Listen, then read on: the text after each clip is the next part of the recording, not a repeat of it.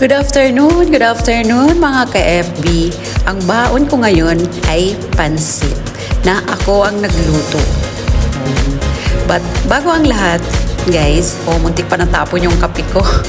Bago ang lahat, may istorya ang pansit ko. Makinig mabuti! Guys, ako ang nagluto ng pansit. Instead na pansit, iba yung lumabas na pansit. Pansit na may sabaw. Hindi ko alam kung muntik nang maging tinola yung pansit ko. Actually, hindi naman talaga ako nagluluto kasi hindi ako marunong magluto. Gusto ko sanang mamigay sa mga friends ko, kaso nakakahiya na mamigay. Baka pagpintasan ako. Sa akin, masarap naman yung pansit ko. Pansit with ketchup. Nagulat kayo. Bakit yung pansit ko nilagyan ko ng ketchup? Naalala ko kasi nung college ako, pag nag-break time, may sa kalsada lang, may pansit with ketchup. Kaya hanggang ngayon, pag kumakain akong pansit, may ketchup siyang kasama.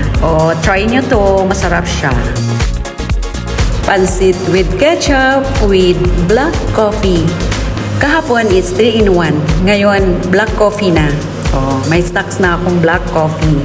Without sugar. Black coffee without sugar. Maganda kasi sa katawan ang black coffee without sugar. Guys, binilisan ko na ang pagkain ko ng pansit kasi wala na akong oras. Break time ko lang 30 minutes. Nauubos na yung oras ko sa kakadaldal. Diba guys? Bilis-bilis din pag may time, kumain ng pansit. Grabe, naubos ko isang Tupperware na pansit. Nilagang pansit yata yun.